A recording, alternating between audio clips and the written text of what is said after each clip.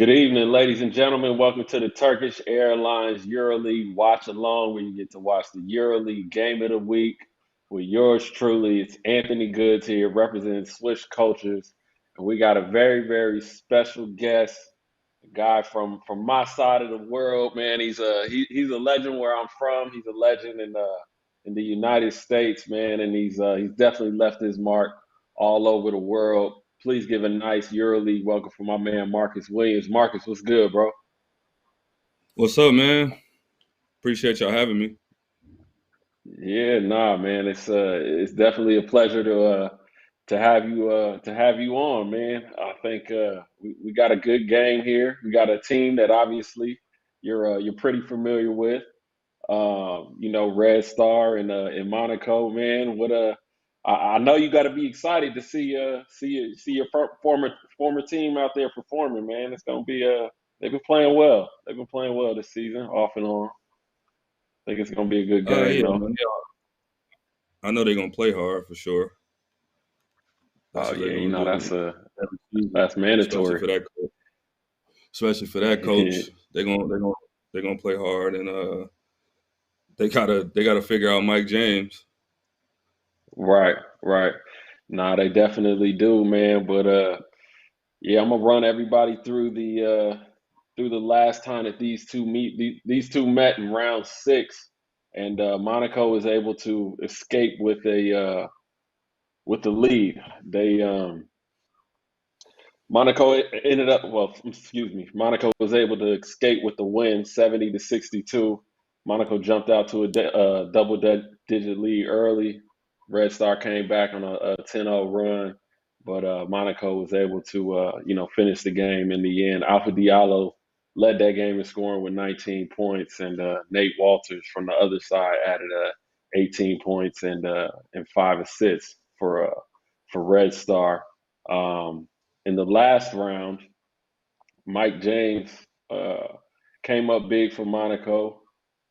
He helped Monaco overcome a little bit of a deficit, and in the final 6 minutes, he scored 13 points to give Monaco a 83-91 victory over Panathinaikos on Tuesday night. Um, that was a very tough game, and despite the defensive slugfest from Red from Red Star. Red Star ended up losing to Milan on the other side. Malcolm Delaney added 18 points to lead Milan, and Austin Hollins, led Red Star with 13 points. So both of these teams definitely trying to get this win right now. If we take a look at the standings, you got Monaco in ninth place. Red Star is sitting in 14th place right now. I think Monaco, if they could run off some wins, as they have been, man, they might have a chance to sneak into that eighth spot and get into the playoffs, man. But I mean, that sixth through 14th, man, is loaded, man. You got a lot of tough teams there, so That it'll be EuroLeague interesting joints to are see. talented. Man, it's real talented, man, and I think that it's gonna take a big effort, and I don't think Red Star's too far out of it, man. And they've been playing really hard, and particularly, I mean, I like Ognian Dobrich over there, man. He's been playing really hard, and as a matter of fact, he had a crazy circus shot last game, and we're gonna check that out.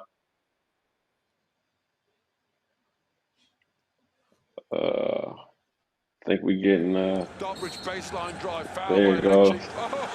Oh, please, referee, let it count. That's the highlight of the game so far. That's it. Dobrich. Yeah, that's wild. So look, I gotta put you on the spot because I put everybody on the spot when they pull up to the watch alongs. Who you think gonna win this game, man? I need a prediction right now. We writing it in stone too. Red Star at home, man. I'm gonna have to go with Red Okay, Star, man. you go Red Star, man. I gotta Tough going against Mike I gotta James, though. yeah, nah. I gotta roll with Monaco on this one, man. Monaco, I think, has been grooving. Red Star, I think Red Star, obviously, they defend. They're one of the best defending teams in the league. But I think Monaco is gonna come out on top. But we'll see what happens. And everybody back home, please let us know who y'all think is gonna win this game. Drop it in the comments. I Hope see 6 man we got a lot kicking. of Red Star fans. All right, a lot of Red Star fans in the YouTube comments right now. But They got a just Brodovich looking as at the a coach at Monaco. That's tough. yeah. He just came in halfway through the season. He just came probably about a month or 6 weeks ago. Um, Okay. but yeah, man, just looking at these starting fives, man. I think it's gonna definitely be a game of perimeter play. I think it's gonna be huge tonight. How to the perimeter. I think the best perimeter play out of the two teams is probably gonna come on top. Nate Walters is definitely gonna have to play a game, and I think getting Kalinic involved as well is gonna be a priority for Red Star. But Mike James, man, he's got to be your number one target when you thinking about beating Monaco. He's got to be the number Yeah. one target as far as who you got to stop coming out the gates. Because once he I think get if Collins going, can make man, the game nasty, I think they'll be yeah, solid. He knows how to jam a game up. For some odd reason, he makes the game a little helter skelter. right. I feel Nah, like we if he throw gonna we that gonna wrench, see. We gonna see, man, and I'm gonna go. Let's check out some of these YouTube comments, man. I see a whole bunch of Red Star. Somebody showing you love, Marcus with the Flames. Whole bunch of red and yellow, white dots. Mikey G says soldier. Red Star need a center. Cousins must be sitting at home. Now you getting a lot of love, man. That's what's up. And everybody back home, if y'all trying to watch this game and every other game of EuroLeague for this season, you can head over to EuroLeague.tv. We got a promo code to give you 10% off because who doesn't like a discount? And that'll give you 10% off your subscription to EuroLeague TV. We got a promo code Watchalong10. That's Watchalong and the number 10. And you can go and benefit off of that, excluding those of you that live in Italy and Spain. But yeah, man, and shout out to Denny TV.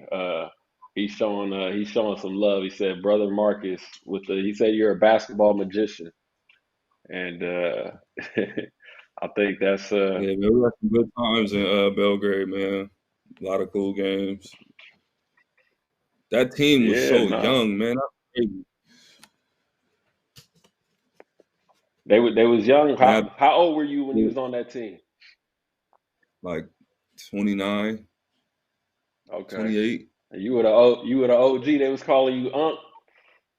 I was the oldest on the team at 28, 29. Wow, So that's to see like crazy. Mitrovic, Kalinic, see these guys like a little Hmm. older now, they got beards and stuff, but it's kind of funny. Yeah, nah, for sure, man. It's crazy how and even some other players that I played with in the past, like when they were like young boys and now they on Finner and just different teams. It's crazy how fast time goes, man. And now they the big You got dogs. Marco Goric and Fenner, man. I remember he was thirsty to get in the gym all the time, and they'll be complaining about him going in the gym, and now he's playing at Fenner, one of the best players on the team. Right. Yeah. Nah, that's dope, man. It's dope to see this next generation of young guys out there, man. But real quick, man, just seeing these guys take the floor and right before the game. What do you remember about that energy, man? Right before the Red Star game, like when y'all standing out there, after the starting lineup. That year was so energetic, man. I felt like every home game was like a high profile game, or they treated it like a high Hmm. profile game. So it was. I felt like the ground was shaking. It was so loud that it seemed quiet. Like Yeah. it was fun. Nah, that's yeah. It always looks so crazy, man. You got the fans jumping up and down, and I mean, even when you watch the games on TV, you could hear it. And then once you finally go to a game in Serbia, yeah, that energy is just it's something different. It's definitely something different. So yeah, no, that's dope. They about to get this game popping though, man. I hope we get a lot of action, man. We had a watch along yesterday, man. It ended up going to overtime, but they were going back and forth, man. So uh Who look like played? they're jumping it up right now. We were watching Ephes and Ephes and God, why am I blanking out? Who was Ephes playing? Ephes and Seska. Ephes and Seska, yeah. Ephes and Seska Yeah, played last night. Monty Eunice with a tray Montunis. ball early. Yo, he's so tough. He's like, He's man, still I mean, rolling. he hit you with a left hook, right hook, tray ball, dime you. Man, he's skilled. He's still playing. Uh, we got a question from Denny TV. He said, "Yo, Marcus, are you still in touch with some of the players you played with from Red Star? Who were the guys you were hanging with the most?" Um, I talked to Jenkins still. That's still one of my best friends. Talked to Bobby Chuck. today. I talked to Mhm. a couple other guys randomly, but yeah, I still keep Okay. in contact with mostly all of them. Yeah, we had Charles Jenkins as a guest on the watch along not too long ago. So he's definitely part of our watch along roster, man. And y'all can watch that game on demand on EuroLeague's YouTube channel. But yeah, nah, Chuck's a good dude, man. Super cool, He man. cool. It's cool as a fan. Cool as a He helped me get fan. acquainted with Belgrade, man. I was just over it. Our team was young. We didn't seem like we were gonna be too good. Hmm. I was there mentally, and he kind of helped me get through the first month or two. Okay.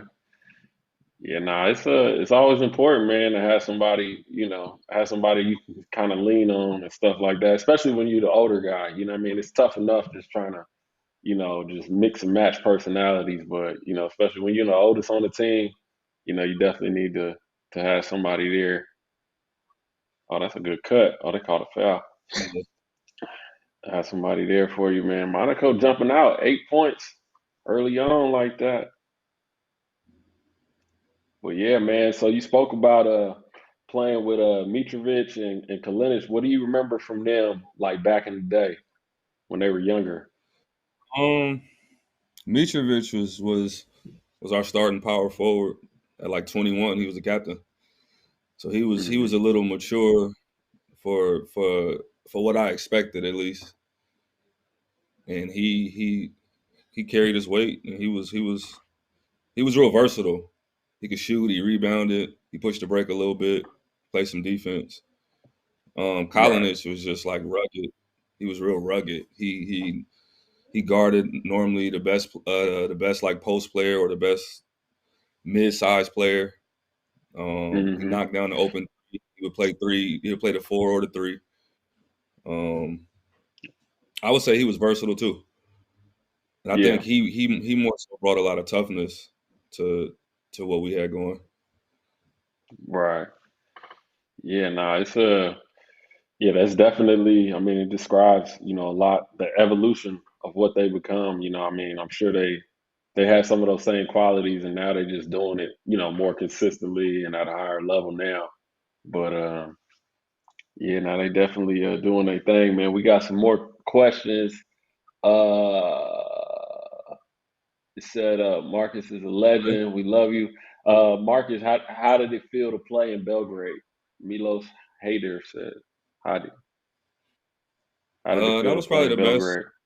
probably the best place I didn't play as far as basketball goes was in Belgrade. The home atmosphere. Look at it. The home atmosphere was crazy. Hmm. The the the city was nice. The people there were cool. So Yeah, I mean, it was probably one of my better experiences overall, and for sure for basketball. yeah, yeah. No, for sure, man. I think I don't know anybody that's played there that's had a bad time, man. So hopefully Red Star, can turn the season around and sneak into the playoffs. And speaking of the playoffs, we got a playoff graphic here to show you guys. Let's see what everybody's chances are of making it. Monaco's in ninth, so we got to see what they got to do to get there. And obviously with Red Star and in 14th, they're definitely still trying to fight to make it, as we see with this quote from Kalinic. They're not going to lay down. I don't think that fan base is going to let them lay down. They want to make the playoffs, and they're going to do everything they can to get there. So, man, I think the playoffs need Serbia in there, man. Just for the atmosphere, you know what I'm saying? Like, I mean, the energy's already crazy in there. I can only imagine what it's like, EuroLeague playoffs, you know what I mean? Yeah, that. I mean, they take pride in their basketball there, man. Hmm. They take pride in their basketball big time. So any chance of them playing for something in Serbia is always going to be a big deal. Oh yeah, for sure. For sure. And it look like Red Star got it going. They done picked up the slack a little bit and tied the game up. Yeah, It's 13-13. We halfway through the first quarter, man. But no, I think Monaco has a chance to make the playoffs. It's just gonna take a lot of heroics. You know what I mean? Like they're just gonna have to play really well, man. Because when you got Ephes, sitting around the eighth spot, and Fenner's not even healthy right now. But once they get healthy, they right behind you as well. Um, Monaco is. I think Monaco's gonna have to. Number one, they're gonna have to stay healthy, but number two, they're just gonna need like more of a collective effort, man. Because when you start looking at those other teams that are in that same space, they're just so deep. You know what I mean? And I think, especially to make a playoff run in this day and age, man, you definitely gonna need a lot of depth in regards to trying to make that last push. In the second half of the EuroLeague season. yeah, it's going to depend who But they play against too, mhm. and like you said, who's healthy always matter. But that last leg of games, man, if you got some teams that's kind of falling off and not really interested no more, versus some teams that's making the same push as you making, Yeah. that could be a difference. You think Monaco can make that push? That final I mean, push? they're in ninth. They're in Yeah, ninth they ain't not. place. They can they're it's gonna depend. I mean, you got big time players there. It's just gonna depend who they Hmm. play against and where they play them at, and all of that plays a part. I feel like in EuroLeague, Yeah, for sure. Yeah, it definitely but I comes think down so. I to, mean, right there. it's yeah. Yeah, no, they can definitely do it, man. I think in the second half too, man. Like you said, man, it also depends on where you're playing at. Like if you got if you got backloaded with some home games towards the end, you feel a little more comfortable, doing that. But like going to Belgrade's a tough road game. You know what I'm saying? And depending on what other kind of And I road was games they gonna say, got, even with Belgrade, they'll be in the 14th, 13th slot, and you sitting there in mm, eighth or seventh trying to maintain a spot, and they'll beat you because they don't really care about the standings. They're gonna play regardless. But then you have some teams that'll just kind of like, oh, whatever, man, we're not making the playoffs, right. and it's over. Yo, Charles Jenkins is in the chat. He said, how did you get Marcus to talk?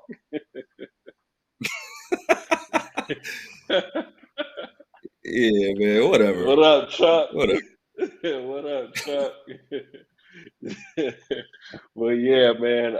We got a score of 17-13. Red Stars up right now against Monaco with Yo, four that's minutes funny, left. man. Uh, Man, Charles tapping in with us right now, man. Yeah, Charles, you got some questions, man. Feel free to Man, chime no, in, man. We got to figure out a way to get Charles a three-way in. We got to get him on at halftime or something, man. That'll be hilarious. But man, yeah, Charles is man, hilarious. yeah, nah, he is. He definitely is. But yeah, it's crazy to see. I like Alpha Diallo, man. He just got that foul on that post up. He's a nice young guard, man. In EuroLeague, he got good length. I'm glad he's getting more minutes right now. I think he's got a lot of ability, man. He's athletic. He can score it. So, and Dusich hitting that tray ball, got 17, 16. 3 minutes 44 seconds left, man. Let's take a quick look at our head-to-head matchup for today. The two players we're going to be watching today are Nate Walters and Mike James. Nate Walters, Nate Walters against Monaco averages 18 points and 5 assists. Nate Walters is 18th all-time with a 2.37 to 1 career assist-to-turnover ratio. Current stats per game are 11 points per game, 2 rebounds, 3.7 assists. He also played for Red Star in 2016, 2017, and then returned to the club this season. Mike James, who we're all pretty familiar with, had a big game last game, had 29 points, 13 coming in the final 6 minutes. Um, yeah, Mike James. It's not a lot to be said about Mike James. I mean, he's just a heck of a scorer. He's led EuroLeague in scoring in the 2018-2019 season, and he's producing a lot for this team. He's very, very it's very, very important to this team's success. So we're going to be watching these two gentlemen put up their buckets today and see what kind of effect they're going to have on this game here. As Mike James just went back to the bench. Did he pick up another foul? No, I think that was Let somebody me else. see. Foul. Oh, okay. Okay. Yeah, they got Will But yeah, Thomas. Yeah, I think I didn't know Aaron Rodgers was back. yeah, he got hurt like early in the season and then he's been back. Man, that He's injury been sound back for a like little bit now. Yeah. injury sound like he was supposed to be out forever. Yeah, That nah, he had a rough fall. He definitely had a yeah, rough I fall, seen it. I man. was So man, yeah, you man, hate to that's see good to that, see him man. back. Yeah, for sure. And Monteuni's try to get a little finesse with the finish over there. Trey ball on the Oh, other end. Red Star making a run. They up 9 early. 25-16. 2 minutes and 20 told you, seconds man. left, man. It's going crazy over there in Serbia. 6 man kicking in. Man, nah, for sure, man. They got these guys going. They got these guys going, man. Yeah, so Zakonski from YouTube says best assist ever in EuroLeague. Marcus Williams to Mitrovic without looking. Man, missing Marcus Williams so much. Yeah, you was kind of the king of that no look joint. And it was like a legit no look. It wasn't like the LeBron no look where you like look and then look away. Like it was like a legit no look. Like you was the That's funny, king of that man. joint. People always talking about LeBron no looks, man. That's funny. Yo, he been doing it for the longest though, man. I peeped that like so long ago with LeBron, Since but high school. That's crazy. He in yeah, his 19th season, bro. Going the way yeah, he nah, going. it's, That's different. it's dope to be able to play that long, man. But you He know, different. yeah, nah. So it's like, so obviously you've had a great career. Been known as one of the best passers in the game. You set the EuroLeague records for assists in the game with 17 assists. Is court vision something? Do you believe court vision is something you can work on, or how did you improve your passing skills like over the course of your career, or it's just something that just always came natural to you? Uh, I always thought it was because I played like football and baseball. So Okay. I would just know I could kind of pinpoint certain passes because of those sports. But as far as like just knowing that they're there, um, I think it's probably playing with older people when you're growing up and Mm-hmm. figuring out how to get shots off and figuring out certain shots, and you got to Right. pass the ball playing with grown people at 12, 13 years old. So Yeah. I think I That's a kind of fact. have a knack for passing and finding an open man. Yeah, nah, I mean, you definitely you done it with the best of them, man. And I mean, even your time in New Jersey, what was that like? Playing with obviously one of the best passers to ever play. You know what I'm saying? What was it like playing with It's kids? funny to like to consider yourself, I guess, one of or like someone that could pass, and then you play Hmm. with like J Kidd, and then see the kind of passes that he would like make, or like see the angle he would throw them at, or like the type of no look he would throw. It was like that's elite. Like he was elite. Yeah, Like he was yeah. just Nah, he was. Would he he had a would he knack though like too. would he like teach you A lot of would he things teach you anything, or before. you would just learn from like watching? He was more of a like by example type of person. He Okay. didn't really say too much at all. He was just he played hard. He played defense. He had a knack for the Hmm. ball, like Right. rebounding the ball, loose ball. He always seemed to be around. He guarded the Yeah. best players, like no matter if they were the two, the three, the one. Like he guarded the best wing. So a lot of stuff he kind of just did by example. He never really gloated about it or told you what you should do. He was always in the Okay. weight room before practice. So Okay. And who were some of like the passers in EuroLeague that you used to like to watch that you thought were good? passers, got to throw Milos in there. Hmm.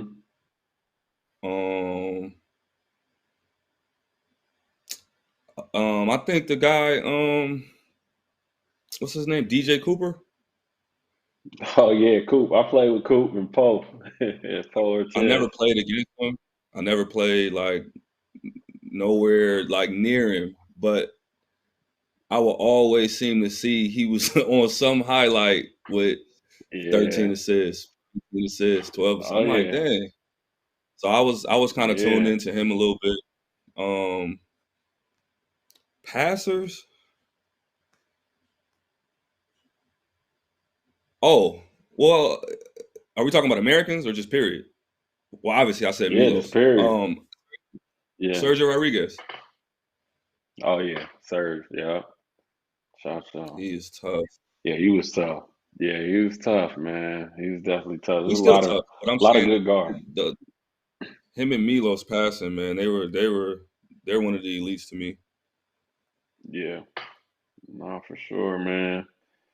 And real quick for everybody that's not able to watch, we got a 30-19 score. Red Star jumped out and put 30 on these boys early. It's 11 seconds left in the first quarter. And yeah, Monaco's got their work cut out for them right now. Monaco's definitely got their work cut out for them. So we're gonna see how this goes. Everybody back home, please continue to leave your questions, your thoughts. Who y'all think's gonna win this game? Is Monaco gonna come back? Let us know, man. I got my eyes on the chat and the game, so let us know, and we'll get to all of your questions and comments as we can. And stay tuned in and tap in with us. We got you can head over to EuroLeague.tv if y'all want to subscribe. We got 5 seconds left. Let's see what he. Oh, they taking a foul. I'll tell you, in Europe, boy, you ain't taking none of them fouls home.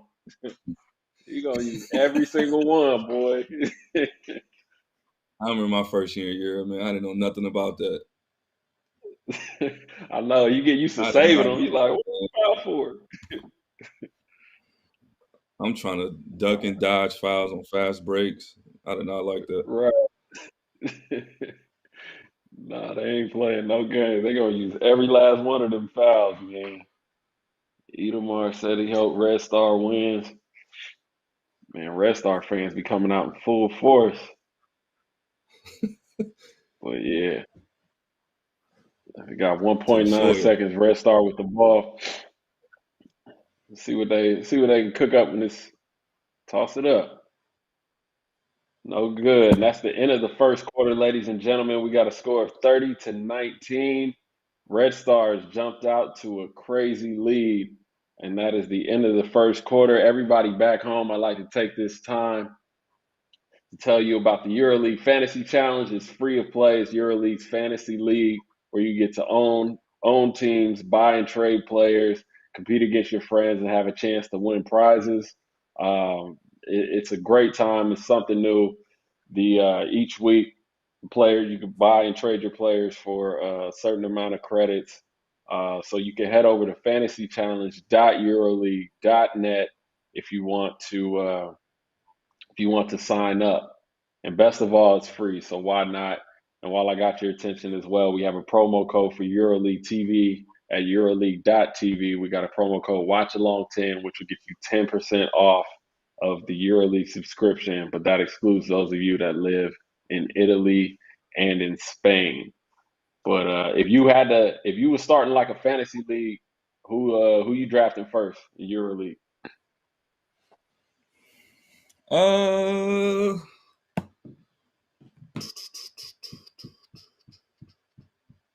maybe Meritage. Yeah, for sure. You fill up the stat sheet. Yeah, man, You Meritage fill for it up sure. from top to bottom. Who else? Man, I think Mike James. I mean, he topping assists. I mean, he's right there in scoring. He be filling up the stat sheet too. I think Mike James. You I can't was go wrong with Miritich though. Who? Calaitis. Yeah, Calatha's been hurt a good portion of this year, so he hasn't had the He seemed like best. he's a league player. Yeah, nah. He would definitely get you a lot of rebounds, assists, and obviously he fills up the stat sheet as well. But second quarter's underway. Red Stars bringing the ball up. We got a question from Dayon. He said, Marcus, who's the best coach you work with, and as in who's the coach you had the best relationship with in your career?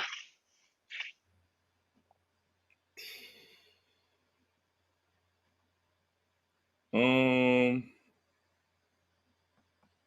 I think one of the coaches I had in Spain, um, Yeah. remember Pesha from Mhm. Croatia? He was Mhm. pretty upfront. He not that I'm not saying that nobody else was honest, but I felt like he never really had any like underlying like issues Any or outside underlying. agendas or anything? Yeah, like he was just upfront. Like he wanted what he wanted, and if you abided by that, he was cool with it. And Right. I don't know, I thought I was successful playing for him because of that. Yeah. Yeah, I think that's like really important, man, is to have those type of relationships, with your coach, especially with a point guard. The coach's relationship with the point guard is going to dictate a lot that goes on with the team, man. As far as like the team chemistry and stuff like that, because Yeah, obviously the coach got to communicate through the point guard, and if the point guard ain't rocking with what he's saying, the rest of the team's gonna see that and they're gonna feel that, and it could just trickle down, because it's hard enough getting everybody on the same page anyway. But and I've been on teams where the head coach and the point guard ain't on the same page, man. It's just a recipe for disaster. So it's always a good thing when you got a I felt PG like and a even coach. me and the coach, the Red Star, we had we didn't have the best relationship, but I felt like we had a very good understanding. Mm, So I felt like okay, that it worked for our advantage. Like we had an right. understanding of what both of us kind of wanted to do and what we both wanted, Hmm. and I think it worked out. It was Yeah, successful. yeah. You don't have to always. you don't have to always be the best of friends, but just having that respect, and that working relationship, Yeah, I think is huge. But yeah, man, thinking to this game, man, prior to the season, these two teams met in the 2018-2019 EuroCup, and they split road wins. Um, Otara was the only Monaco player on the roster, back then. But a lot of the Red Star guys were there, like Davidovic and Dobrich and Zirbis. So I think they definitely taking this rivalry to another level, playing at EuroLeague right now. But Red Stars definitely on top. They taking control of this one. Like yeah. Monaco's not able to get Defense. into their groove, man. Monaco's not able to get into their groove. Uh, Somebody in here said, "When I grow up, I want to be like Marcus Williams."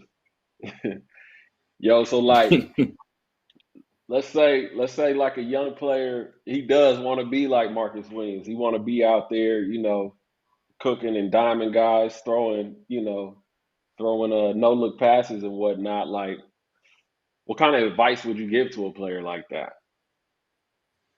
wants to be one Um, of these type of point guards? I think outside of what of a lot of people say, I think watching film is was pretty instrumental for me. Once I figured out how to watch film and what to look for, and it's not about Hmm. the highlights.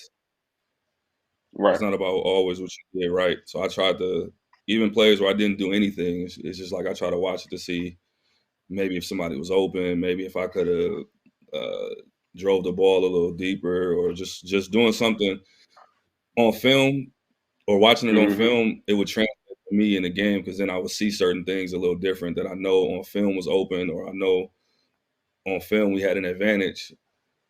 So I kind of looked at the game a little different because I seen it from a different angle. So I think You said watching something. film. Go ahead. Go ahead. My bad. No, I was gonna say, man, you said something really important. I said, like, when you said, like, it's like how you watch the film. You know what I mean? Because some people just watch Yeah. film just to say, "Oh, I watched the game" or whatever it is. But like you said, man, it's how you watch the film that makes you a better player, man. I thought that was dope. Yeah, it's. I think later in my career, I became better defensively because of that. Um, just Mm, just being in the right position, always talking, and then even then, you could kind of help certain teammates with that as well. Because I feel like when people don't talk on defense, or people don't talk normally when they don't know what's going on. So I feel like when you know what's going hmm. on, you're more liable to be more vocal or to help other people. For sure. And speaking of tape, one of your assists was shortlisted for Fans Play of the Decade. We got like a little clip of that. I think this is the one everybody was talking about against Valencia. What was going through this play? What did you see there? I Can you think they were talk us playing through it? zone. Hmm. They were switching back and forth between like a man and a zone, and I think Luca was playing corner in the zone, and he was ready to go through, and they threw me the ball back, and I kind of caught him slipping under the rim. Okay. Yeah, nah, yeah, that was definitely a dime, man. So it's like how much of how much are you selling the defense with your eyes before you make the pass? Because obviously, you looking behind the defense to see, how your teammates are moving and whatnot. But did you used to sell a lot of passes with your eyes in regards to like looking this way, but knowing you wanted to throw the opposite direction? Yeah, it was a lot of lookaways. It was a lot of sales like that. I think ball fakes helped a lot. As like as Hmm. tedious as that is, ball fakes work, Right, and I right. guess like just selling with your body language a lot of times works for me because I'm not fast. I'm not considered quick. Hmm. So I would try to use other things to try to get guys off balance. Right. Oh, he And they ripped running the them. score. Man, 42-23. Ivanovic taking them cookies at half court. Yo, what's the worst feeling in basketball other than getting ripped at half? I never got dunked Is there? on, so I Okay. don't know about that. But I feel like I don't know, man. Getting ripped at half Because you because you challenge like the only one up them. there. If somebody jump for a dunk and they don't get it and they get dunked on, it's tough to me. Right, Because it's right, like right. in your mind you thought that was you, and it wasn't. Hmm. So I don't know. Getting crossed is pretty crazy too. Nah, getting crossed is crazy. I mean, But I getting think getting ripped, let's say at half court. in Europe it's not as like touted. Like they don't really care about the moves in Europe. So you'll get like a ooh or Right, whatever. right. But I feel like in the States, Yeah. you cross somebody, you're gonna hear about it a little more. Nah, for sure, man. Back in the day, man, this is before Swish cultures, man. Probably a year before Swish cultures came. Kyle Weaver was coming down, and it was like a delayed break. And I seen the screen coming. I looked, but he crossed the other way, and I lost my footing and I fell. And so I'm watching the whole play from the ground, and then he sauced the layup. I'm praying my big fouls him, but he doesn't. And like Kyle like sauced the layup, and I was like, oh my God. And but yeah, there were no highlights. Nobody even cared. We were a home team, thank God. But It nowadays, was like that something like it that don't even happens. exist nowhere. Man. Right. But yeah, nah, there's definitely some embarrassing plays, but yeah, we got another. Bayasic says, Marcus, you're my idol, the best player who I ever watched. Um, yeah, man, we got some other love for you too, man. I can't read Serbian though, man, but no, they definitely out here. They definitely out here showing up, man, and showing out for you, man. But yeah, we got Nah, a we got an Serbia ugly game right now. Serbia is a cool place, man. The people there show a lot of love. Yeah, they definitely do, man. And for those of y'all back home, we got a score of 45-29. Red Star is ahead of Monaco with 3 minutes and 33 seconds left. Red Star is executing, they're defending as they do so well. This is uh this is tough. What you think Monaco got to do to get back in this game? Um, I don't know. They seem pretty stagnant on offense, and I think that's leading to a lot of like not bad shots, but Red Stars getting rebounds and they taking off. Yeah, And I think the energy now. I mean, they Red Star getting open threes. I think Monaco yeah, is just stagnant, and from that they ain't got no energy on defense. yeah. Nah, and I mean, one thing I'm seeing too is Red Star. I mean, they pushing them so far out from the 3-point line. Like, you know what I mean? They're They're limited. denying, they're cutting these. It's 30 feet away from the rim. Yeah, they cutting these angles, man. You can't operate like that because of that. You know, you down 19 with 2.5 left. It's yeah, they're And gonna they have do to. They not care definitely about gonna have to make some adjustments. They don't care about what? fouling. Oh no, They no, will they foul definitely you. don't. Oh, they making some hard fouls too. Even the ones where they That's what I'm taking the saying. They foul, will going for the foul you. ball. Yeah, they gonna make sure you feel it. So you losing and They gonna getting take beat up is annoying. right. No, that's a fact, man. As Mike James just hits a pull up, got to score 48-31. Yeah, there we go. They got to steal. Mike got to steal. They out and running. See, that's what they got to do, man. They got to force some turnovers. That's the only way you're gonna chop into this lead. And Red Star takes a timeout. 48-33, 15-point lead right now, and Monaco's out and running, and turning their steals into buckets on the other end. Everybody back home, please go to EuroLeague.tv to watch this game and many more. And we get 10% off the EuroLeague subscription by typing in Watchalong 10. That's Watchalong and the number 10. But Monaco, they've been playing really well, man, for their first year in EuroLeague. To be in ninth place at this part of the season. I ain't even gonna front you. They exceeded my expectations, man. I didn't expect them to play this well, but they definitely doing their thing, man. I think with the Definitely pieces doing their that they thing. had, I knew they would be talented, but I also know how Hmm. Europe work. Just because you're Right. talented, a lot of stuff don't work out all the time. Nah, that's a fact.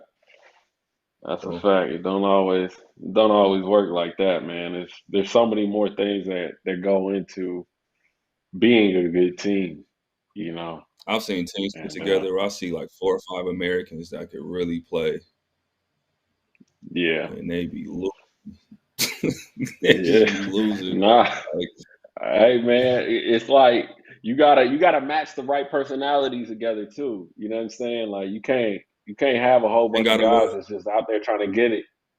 They gotta want to win, like and sacrifice to win. You know? like I've been on a team with like one American, and we're like winning. It's like, Hmm. damn, like how does that? I don't know. Yeah. Nah, that's how it be sometimes, man. I think a lot of times just being a good team is everybody knowing their role and playing hard. More so than just having talent on the floor that can score the ball because there's only one ball. So Alpha Diallo hits a tray ball from the corner. Um, yeah, you definitely gotta get everybody on the right page. I swear, Red Star be moving at a different pace though at home. You can almost see they playing with that energy. Man, defensively though, they be in the right spots. My man from the opposite wing tipped that cross court pass. Nah, yeah, they Must have got went they it. got some good schemes. That coach is I think he's pretty good at making adjustments, and he's good with defensive adjustments for sure. Hmm. He's really Yeah, good. He's a defensive coach. yeah, and I mean, if you think about it, like even Red Star is not uh, Red Star is not even like the most talented team on paper, but they play hard, they defend. Um, but yeah, and as of right now, Austin Hollins is the leading scorer of this game. He's got sitting at 13 points, hitting three threes, and he hit his only two point attempt. He struggled a little bit. He struggled a little bit in the beginning part of this EuroLeague season, but he's been playing better as of late, and I'm glad to see it, man, because he can do a lot of things, man. He's long, he can handle the rock, he can pass it. There's a lot of things that he can do, man. But I'm glad to see him playing better right now. What's They say crazy to Monty me? My, 5 from free throw. Yo, I was just about to say that. Like, he could shoot threes, but he's shooting 45 for the free throw line. Like, I thought I that don't was a little understand that. typo. That's crazy. Like, that's a career average too. And he just hits those two like Yeah, it's like nothing. he doing that every year. That's crazy. Well, he's probably shooting the same from three. Yeah, man. Nah, that is wild. Probably shooting the same from three as he is a free throw line. That's crazy. But no, I think another thing to note, for this game too, is Monaco's playing, their second game in 3 days. You know, uh, those EuroLeague double weeks are tough.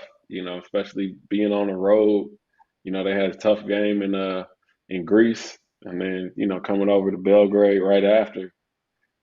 That's Yeah, that gotta a be tough fun. week. Yeah, Mike with a pull up. That's Yo, tough. what's it like playing those double weeks? Like going into that, like mentally. I didn't get a chance to do that. It was like the year I Oh yeah. left EuroLeague, they started doing that. Okay. Oh, okay. That's I why I got said you. I was fun. Like, and I feel like a lot of the players aren't playing like 35 minutes. Yeah, that's true. That's true. So We got him on a I foul. don't think like I don't think nobody's like that tired. Yeah. We just had a Maybe from foul on a travel. 3-pointer. Foul on the Yeah, 3-pointer by Will Thomas. 50 to 42. It's 50 to 42 with 6.5 seconds left in the first half. And looks like they might be extending this lead to 9 points if he hit all three of these. They just called a timeout. But yeah, man, I think but two, it can get tiring, I would imagine, with a double week, especially depending on when that domestic game is. You know what I'm saying? Because yeah. if they're all road games, you sleeping in hotels and hopping on planes and, getting to some of these countries can be a hassle, especially if you have to connect.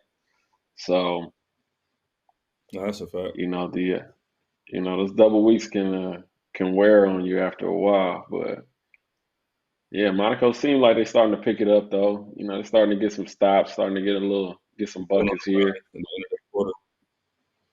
Yeah.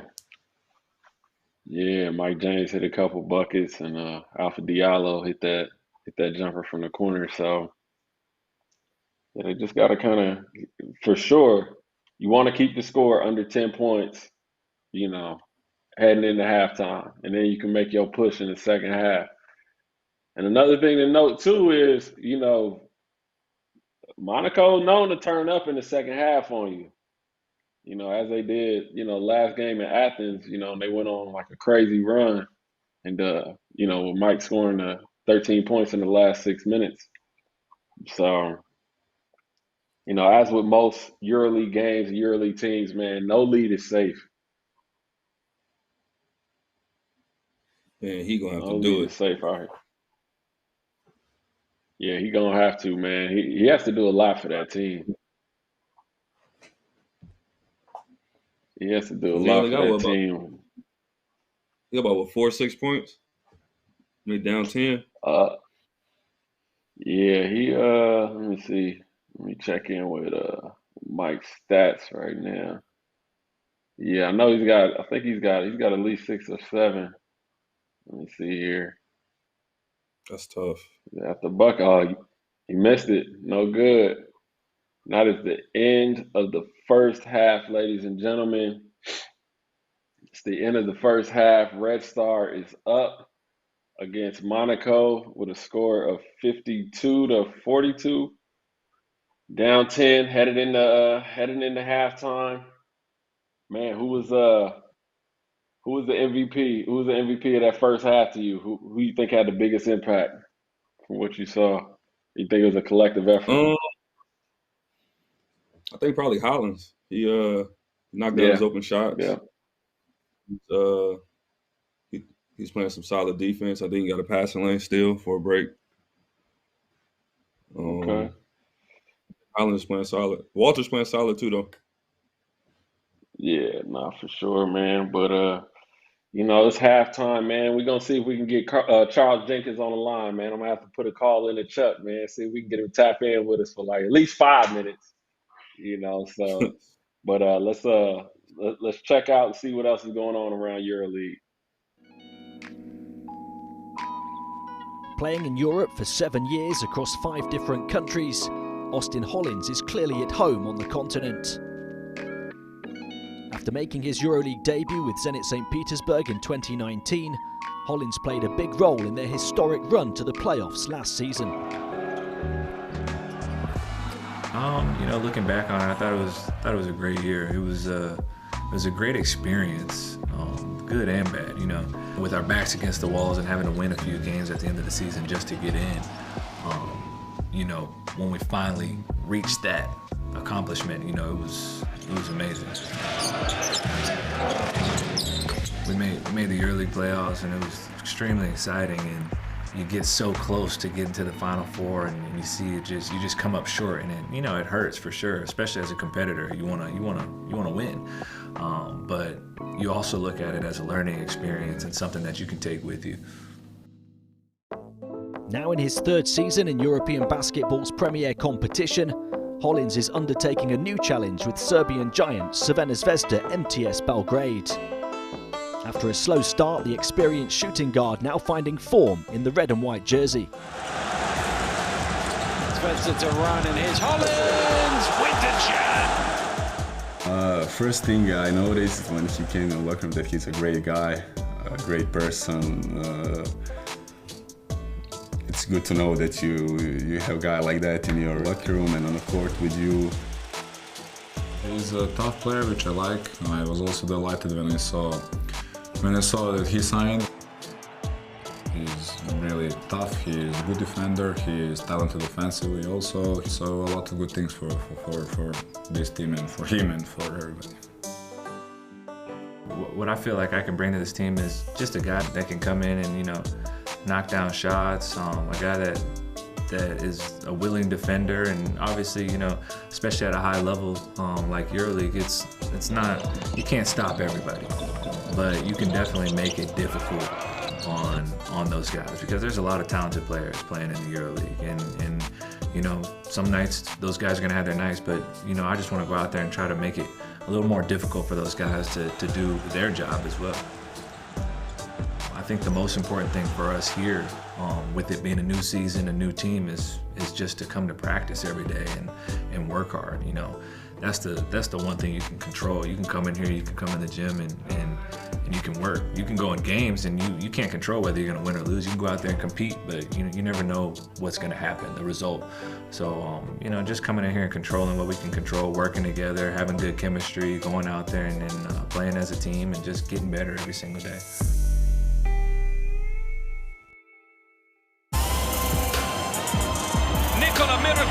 Sentences El Clasico.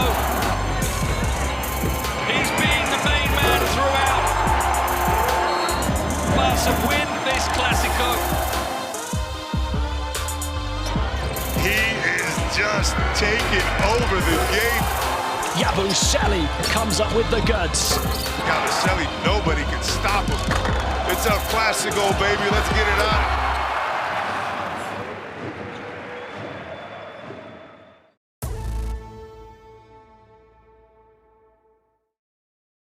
Oh, let's play word association. EuroLeague, dominant. Mike James, funny. Home, oof, miss it. Coach, great. Point scorer, point guard, I like it. In Monaco, amazing. Oh, fans, great. Personal goals, being successful. Superstitions, I think I'll keep them to myself. The season's MVP, Leo. Nah, I ain't gonna say his last name like that. I'm gonna just say Leo.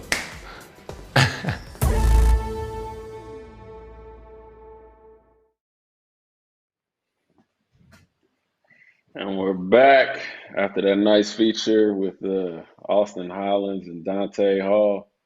Dante Hall's he could be in the running for Rookie of the Year in EuroLeague. You know, he's averaging 7.8 points, 5.7 rebounds, and nearly a block and a half, 1.3 blocks a game.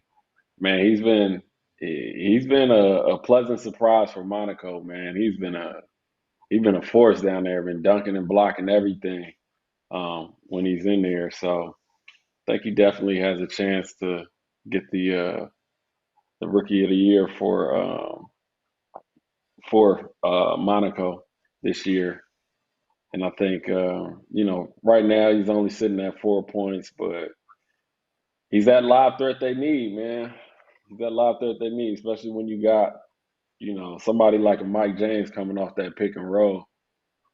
Did you enjoy playing with like live threats and stuff coming off pick and rolls and stuff? Did you prefer that live threat or somebody that was, or like Boban, like you played with Boban, or did you just prefer a bigger target that maybe? With Boban, he was just different. I never played basketball with somebody like that. He was just he could set screens, but he would roll not slow, but just a little slower than everyone else. But once he got there, it was like I just knew it was money. Right. So I would prefer probably like Zirbis at that point because he could set screens. He was faster. He caught lobs. But Boban was for sure money on his own. Like he just needed to get position. Right. So I would say probably I would rather play with like a faster roller, but I mean Boban probably had the best season that year as far as index goes. Yeah, no, I mean having somebody that big, I mean he's catching the ball at a different level than everybody else. You know what I mean? It's he's a huge target, and I feel like he's underrated. I don't even know if strong is the word, but heavy. It's like once he gets somewhere, like you ain't just about to be moving him off his spot. Yeah, you don't really move. Like I don't see too many people really push him out of spaces. Right. I look at Tavares. He kind of reminds me of Bobby a little bit. Was just taking up space in the paint and finishing around the rim as easy as he does. Yeah, for sure, man. Yeah, I had a chance to sit down with Boban this past summer when I was out in Belgrade. Man, he's a funny dude, man. He got a cool personality. Yeah. He's funny, cool. Man. Yeah, nah, he's dope, man.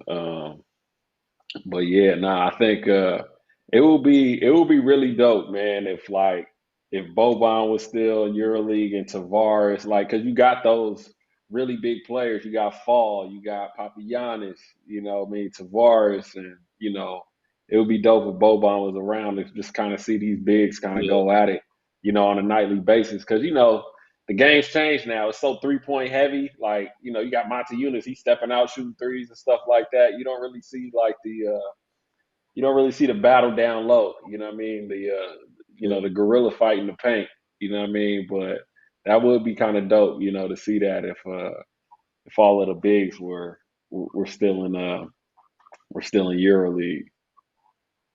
I remember when Tomic was playing EuroLeague and he was playing against Bobby, and it seemed like Bobby was younger and Tomic was a vet, and now Bobby would be like the vet against the younger, taller guys. So it's funny to see time kind of go to where now Bobby will be the older player. Yeah. And that time moved fast, man. 18, 19. You saw Jokic win? Oh, when he was 18, 19? When he played for Mega, that's in Serbia. They was in the same league as us. And it was just to see him go from that to where he is now, it's like, dang. He was talented then, but you just didn't see MVP. Right. And he was heavier too, right? Yeah. He was talented though. Yeah, nah. I mean that kind of skill don't just happen overnight. And I hate when people kind of feel like just because they didn't see it, it's almost like, oh, okay, he got here and now he just got that kind of skill. That's just a whole different understanding of basketball. The way he plays, you know what I mean? He's got just a different level of intelligence, with basketball. He was intelligent then. He was doing stuff then that was like, dang, he's 18, 19? Mm-hmm. Yeah, no, that's what's up. So what's one of your favorite memories from your career?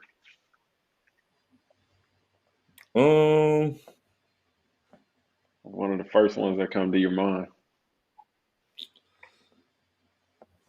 I'll keep it Red Star. I think us winning the Serbian league, I think because they haven't won in so long, it was like I don't want to get the number wrong. Maybe it was 17 years, 18 years. I think. Okay. And like Partizan was kind of running it, and I think we won it my year there, and it was just like you could just see like the excitement on everybody else's face, like the people who lived there, people that was part of the organization. It was just like they were genuinely happy. So that was like one of the biggest things for me. Yeah. Yeah, nah, it's always dope, man, when you get to win a championship, and then especially in that fashion, like it's like a derby, you know what I mean? To win it against, the rival, that's Yeah. it's super important for the city, for the organization. Uh, those games just go such a long way, man. What do you remember from those derbies back in the day? I think outside of the game was like the most entertaining part is that you'll just be kind of going around the city, going to get food, going shopping, going to the Nike store, and you'll see like people that work there that were like Partizan fans. Like any other week they'll help you, or any other time they'll convert you. And it's like you'll walk in and they really like look at you and kind of just like keep doing. And I'm like, hey, y'all got these, and they really wouldn't talk to me. Hey, you got these in a large or XL? And then you'll see like a Red Star fan come up that worked there. Like, man, I got you, man. We played him in 2 days. He don't want to talk to you. I'm like, damn. It kind of like you see little kids in the mall like swearing at you and putting their middle finger up. It's like, man. No, I think it's derby that made it funny to me. Yeah, that's dope, man. We got Mikey G says, what was going through your head when you scored 17 in a row versus Partizan? I didn't even notice it really.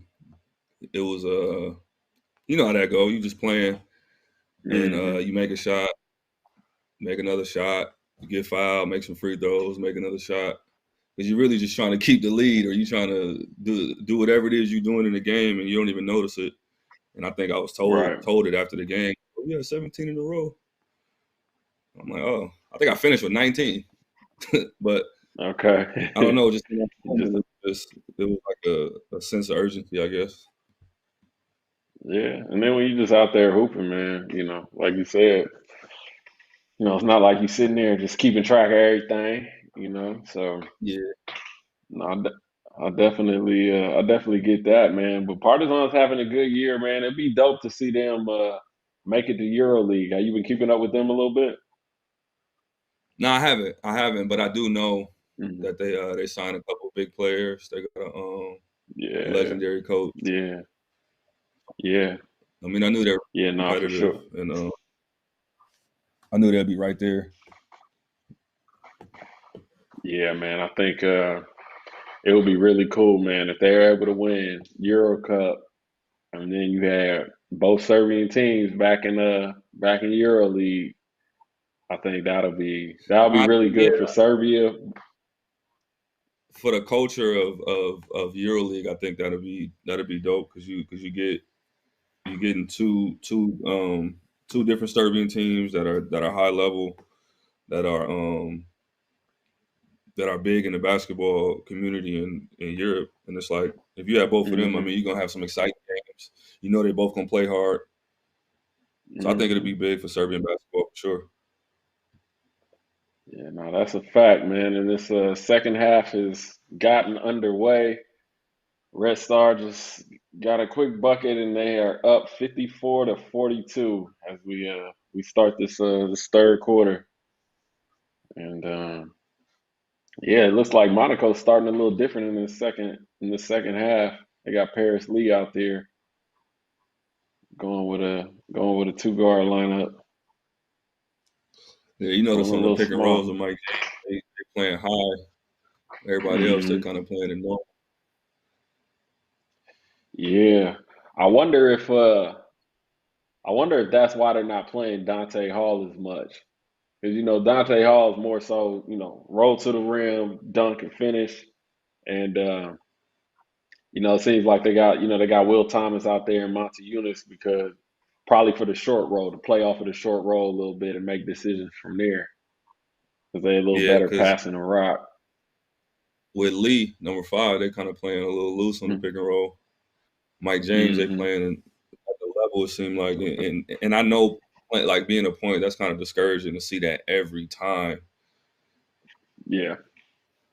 For sure. It slows you up from like blasting off that pick and roll.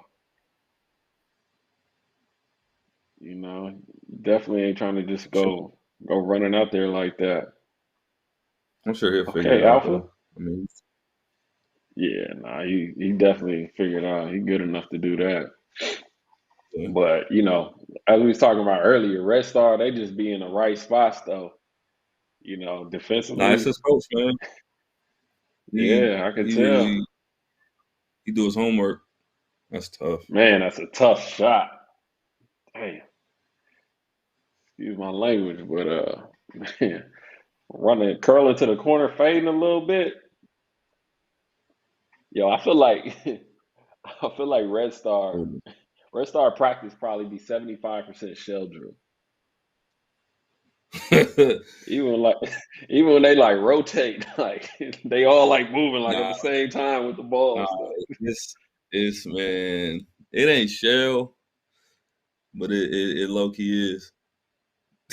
Low key is. That's why it's funny you say that, man. It's competitive, but it is shell kind of. Right. Nah, that's funny, man. But let's take be down. They be having them down. I can tell, but let's take a quick look at our player head-to-head matchup right now. See where the two players are at. We got Nate Walters sitting in at 4 points. Mike James has 7, 3 assists. Nate Walters with 5 assists at the moment. Still a lot of time left. Let's see how these guys pick it up. I mean, Mike he's already on the board for the second half as Will Thomas knocks down another free throw. We got a 6-point game, 54-48. Okay, they starting to turn it around a little bit. Oh, yo, is he out? That's something, right? Why are you arguing that? No, I don't think he was out, but he did something a little goofy. But he stepped out and came back in though, right? That's a travel. Oh, he dropped. Yeah. But if you step out, you can't come back in and touch the ball like that, right? I don't think so. I don't think you can be the first one to touch it. Yeah, that rule is always kind of cloudy to me. Yeah. Yeah, that rule is always a little cloudy to me. Man, they stringing Mike James out so far on that. Yeah, that is. I mean, that's the way. That's the way to go, man. So, how would you, if you were coaching against Mike James, would you? Is this how you would guard the pick and roll? What do you think about it? Probably you can't let him get comfortable. Mm-hmm. He's a player that, as we know, he has a lot of his skill level is high, and anybody that with a high skill level play comfortable is going to be a nightmare. Yeah, so but for him, I think he has to play. I think he should pitch the ball ahead, and that when they hedge like that, he has to pass the ball ahead, and that ahead guy skips the ball back to the same corner he came from, where Mike James kind of the side he came from. They're gonna help. You just got to make sure you got a shooter in the game on that side. That'll be beat every time. Yeah. Yeah, definitely. I mean, when the defense is so aggressive like that, you definitely gotta get it out of your hands quick. Because I mean, that's the moment you at. Yeah, that's the moment you at the advantage. So, but yeah, it's hard to accept those. Like because it's hard to accept. Mike James is going to score first, So I think it's frustrating that you got to keep getting off the ball like that. So everybody that's else can true. make it. So I feel like he's trying to string it out just to see if he could kind of get something going. Yeah. No, that's a fact. So when you were playing like EuroLeague and you're guarding a player like a Mike James, like a scoring point guard that is pretty athletic, things of that nature, what would how are you preparing for those type of games, and what kind of things would you do when you're dealing with somebody that might be a little quicker than you? What things do you Film, try to do to kind of slow them down? Film?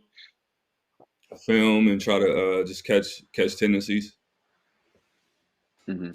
and try to just see like percentages probably if you can. Where if Mike James go left, if he shoots step backs going left versus step backs going right. Right. If he has a down screen or if he has a screen where he's going right, you might want to try to go under it just so he can go back left. You know what I'm saying? It's just little things that because he's so good, it's not you don't stop him one-on-one. You kind of just got to play percentages and try to just make him take the most Right. difficult shots. Yeah. No, that's a fact. That's a fact, man. And one thing we ain't really touched on, man, Paris Lee, he just had a big steal not too many possessions ago, man. But I really like him defensively, man. No, yeah, Especially he for looks being a pesky. smaller guard.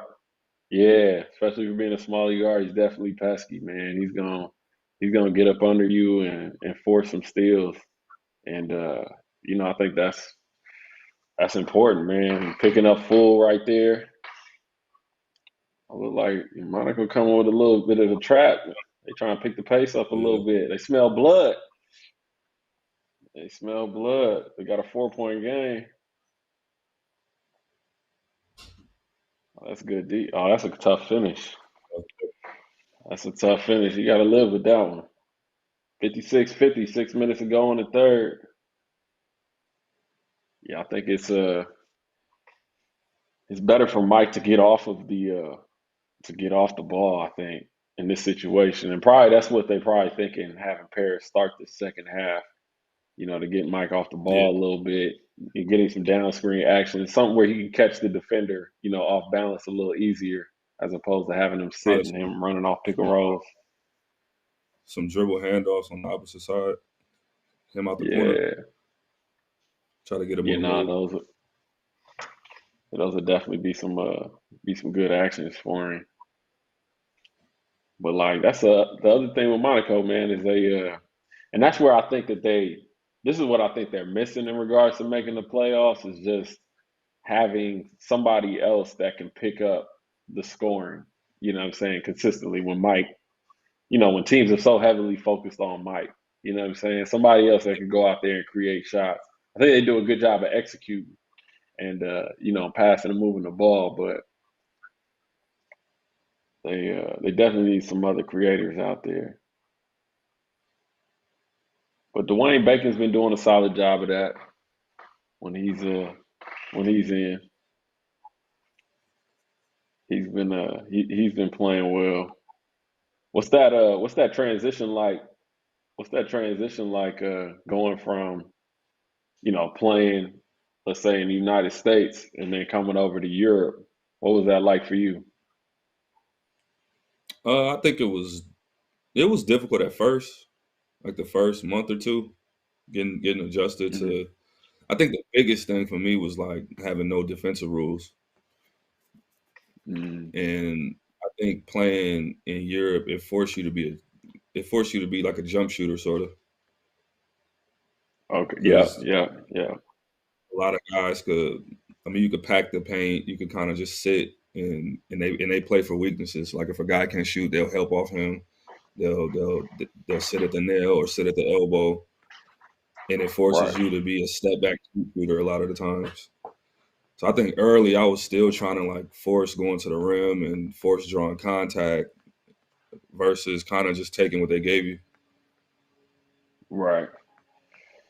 Yeah. I think a lot of players struggle with that. A lot of players struggle with that, especially when they come over from, from the States or even just other countries in general where, the style of play is a little more open, man. It's like the A lot higher of guys levels of play Europe. one-on-one. Mm-hmm. So coming For from sure. one-on-one, high school, college, and then now you got to go play where you kind of got to rotate the ball 3 or 4 times, and then you got Right. somebody sitting in your lap while you trying to go ISO ball. It's not going to work. I think a lot of guys have trouble with that. Yeah, no, that's a fact. That's a fact, Montezuma's man. It's is Montezunis with the right hook, 56-52. We got a close game here, halfway through the third quarter. Everybody watching back home, if you're on the YouTube comment section, please leave your questions for Marcus or myself, or just questions in general or thoughts in general. We'll get to them as we move through this game. We got us a tight game here. 4-point game halfway through the third quarter. And Monaco's been showing some life this half. Yeah, yeah, they start pressing. Red Star definitely need to get some stops. Yeah. It's funny, like Monaco they starting to look like Red Star a little more defensively. Oh, that's a Big big shot. three. That's a big shot. Lassiter chipped that 3-pointer. Got them up 59-52. Yeah, Lodge's that been was there about 8 years, 9 years, I want to say, man. maybe more. Yeah, nah, he's been there. He's been there a cool minute, man. He's been there a cool minute. He's a 3 captain of Red Star. He's been with the team since 2013. Um, he's a captain. He's reached over 700 points in his EuroLeague career as of today. Yeah, he's tough. Who was the cap? He's a very Who tough. was the captain of? You said Mitrovic was the captain when you were there, right? Yeah, it was Mitrovic, and then Mitrovic left. Mm-hmm. Okay. So I feel like So he kind of inherited that captain role. what so what do you think? What do you think makes a good captain in Europe for each team?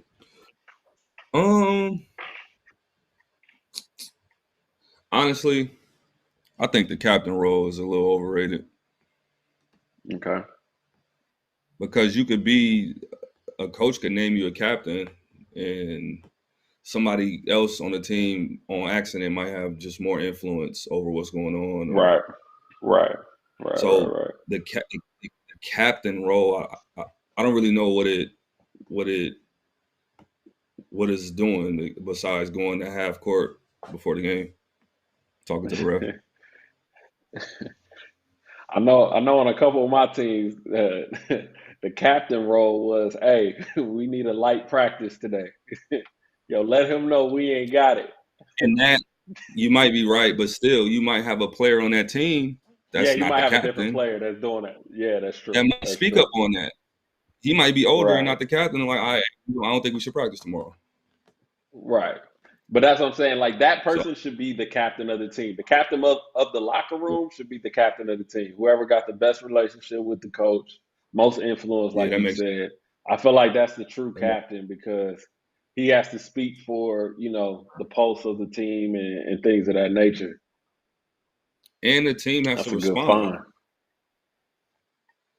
Yeah.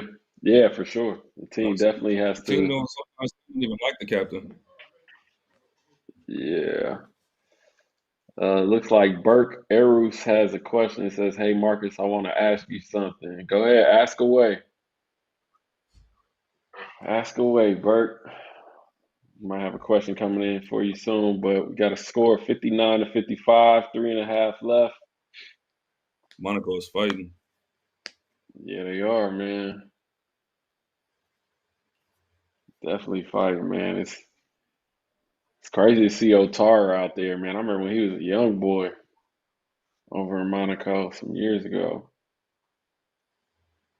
Oh, Dude that's be out tough. here growing up. That is a good pass. It's a good find. He ain't That knock it move is down, but tough. that was a good find. Yeah. Yeah, no, they playing some good basketball here. But they got him for a push on that? Yeah, that's tough, man. That's tough when you matched up with that big down there as a guard. Like, some refs gonna let you get away with a little bit of pushing and some aren't, but you really gotta find your way. Were you the type of guard when you switched onto a big, were you like, did you prefer to like try and push them out or did you prefer to just front? So before I got to, I played for Lokomotiv probably like Mm-hmm. 2013 maybe. Mm-hmm. So I'm gonna say all before that is I really didn't pay attention to post defense. So I played with Richard Hendricks. Okay, yep. We played against Red Star. First EuroLeague game we played Red Star. And I think I got somebody posted me up, and I kind of like olayed him and let him go by. And Richard got like his third foul or fourth foul or something, and he cussed me out, right? So then we got back home or whatever, and like we had practice, and he was like, "Hey man, come here real quick." And he taught me how to play post defense. And he's like, "Man, should nobody Okay. ever be able to go around?" So I feel like I kind of took pride in playing post defense after that. So I would just say kind of keeping them off Okay. the box and just Right, making them shoot right. over you. Yep. Yeah. And I think Yeah. I was kind No, of for strong, so a lot of people didn't really get good position on like backing me down or like getting mm-hmm. inside the charge. So I could kind of stand you up and then just try to make you shoot over. Yeah. Yeah, nah, it's funny, man, because it's like that switch, Big shot. that switch especially, that is a big shot. We got a 2-point game, 60-58, but that post switch with the guard and the big, it's always a battle of the egos, man. Because as the big, if you don't score on the guard, that's a bad look. You might not get it the next time they switch. You know what I'm saying? And as a guard, you But ain't if you trying to take get, a bad shot as a big guard, boy. Yeah, it's like, what are you doing? yeah, it's So it's all bad. It's personnel. bad. For sure, man. And Monaco, one possession away from tying, or we done turned it over. They was one possession away from tying the game, but Austin Hollins on the other end puts the lead back up to 4 points. Red Star up 62-58. We under 2 minutes left in the third quarter. Monaco's been playing well though, man. I see a lot of promise, and what they've been able to That's do, that's tough. a good find. That's a good find. Monte Eunice back to a 2-point game. Monte Eunice been hooping today. Yeah. He been real solid for them. Mike James accepting a double, throwing a skip pass, getting them off balance. Mm-hmm. Yeah, he's making quicker decisions out of that pick and roll, like you was mentioning a little earlier. Um, I mean, I think Mike he's obviously done an amazing job passing the ball this season. Being on the top of the assist charts for most of the season this year, man. But I think people really don't give him enough credit for the point guard part of his game. You know what I'm saying? His ability to create for others. We kind of get, awed and wowed by, his ability to score, man, but he's really a complete player. I think the older he's getting, you're starting to see it. And I think that's why he doesn't get the credit that he might deserve, because I think he just really, in my personal opinion, probably just start tapping into that part of his game Mm-hmm. because he was so dominant scoring the ball. Yeah. But I think Yeah. now it's like Yeah. he's getting older, so he starts to see the game a little different. So he's making those passes to get those easy buckets for his teammates. Yeah. Nah, I definitely see that, man. He's definitely matured. And I think too, I think a lot of that as well is kind of just just being comfortable being at the top. You know what I'm saying? It's like, earlier in his EuroLeague career, he's still, he's proven himself as like, okay, I'm one of the best scorers, best players, whatever it is. And then, as of the last few years, he's gotten that respect as a scorer. And now it's just like, he knows who he is. And now he can kind of, okay, how can I make my job easier? You know what I'm saying? Maybe I need to get off it a little more, get my teammates off a little bit. And now it's going to be a little easier for me to get off. You know what I'm saying? So, and I think that just comes with maturity as well. Yeah. Maturity and experience. Yeah. For sure, man. We down to 1 minute and 8 seconds, 64-62. Monaco just can't quite turn the corner. But they get these 2 free Look throws down. man. They could tie this up. No, they can tie this up, man. Just got to turn that corner. We're going to have us a game here in the fourth quarter. We all tied up. Got 1 minute and 8 left. 1 minute and 8 left. Red Star definitely going to have to execute. Coming down here. That's a good foul. Oh, they caught an offensive foul on that? Was that on the screen? Or was that on Dover's? Yeah, he ain't like that call, but yeah, man. So since we here at a tie game, I'm gonna shoot you some bail if you wanna, if you wanna go back against your word that you gave earlier, you know what I'm saying? You wanna switch sides, you know what I mean? I'm gonna let you switch sides now, you know what I mean? Nah, man. You You good? said stand You on riding it. with the all right. He 10 toes down then. Okay, 30 seconds left. Red Star coming down. See if they can get this last bucket. Oh, they still got like an 8-second differential, so Monaco gonna have another shot at it.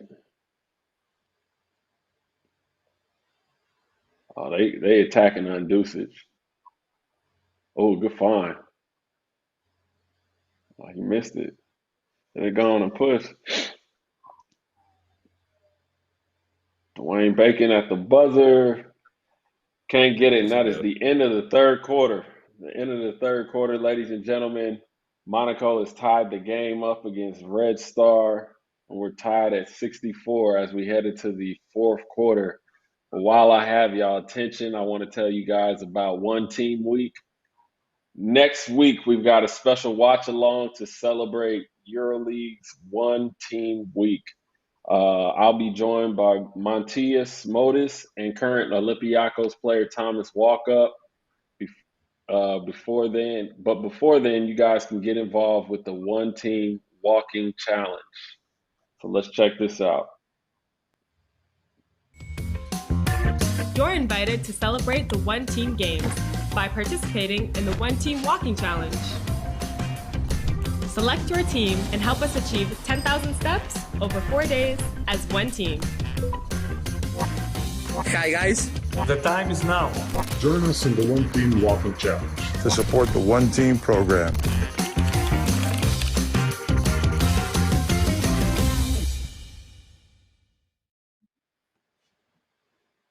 Yeah, for more information on One Team Week, you can visit EuroLeagueBasketball.net/one-team. That's EuroLeagueBasketball.net/one-team.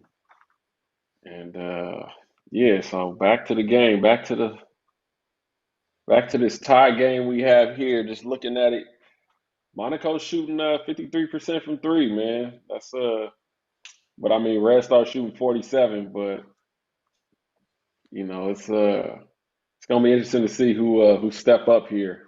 You gotta imagine Mike James is gonna start being a little more aggressive down the stretch. Of this game. He got to. It's a sense of urgency. It's tie game. You see what happened last time. Mm-hmm. So you at least expect him to be aggressive. Right. Yeah. He's got a. You think they're gonna keep him off the ball, or what would you do? Would you keep him off the ball, or would you put him back on it to keep his feel? That's a bad shot. I would. That ain't what you want. Yeah, not that. I would mix it up. I think in set offenses, I would have them start with the ball. But if it's like a rebound, and I would have them try to take off and try to catch the ball in transition.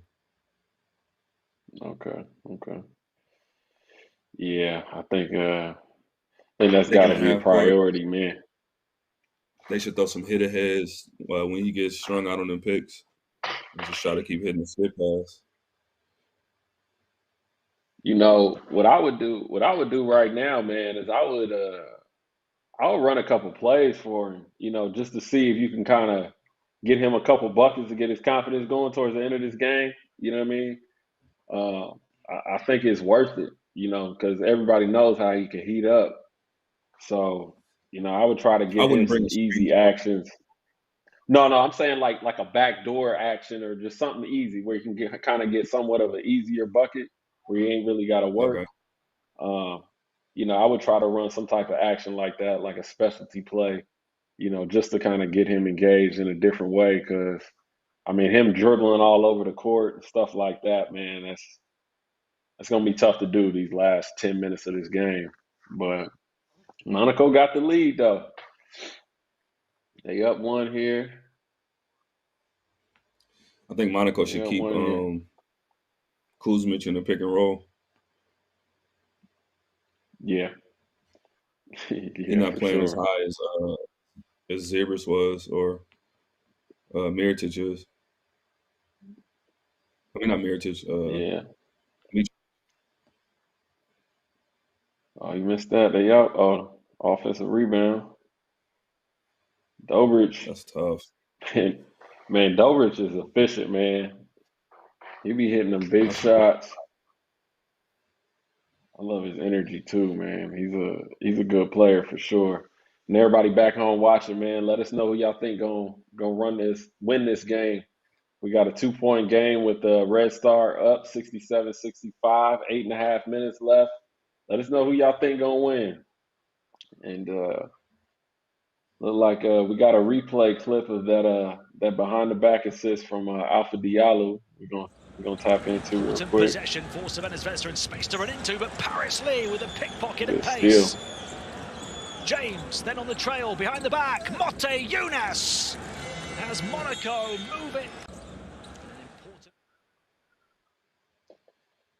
Monte Younes heading to the bench real quick, get a quick breather. They're gonna need him down the stretch too, because he definitely keeps those bigs occupied. But yeah, man.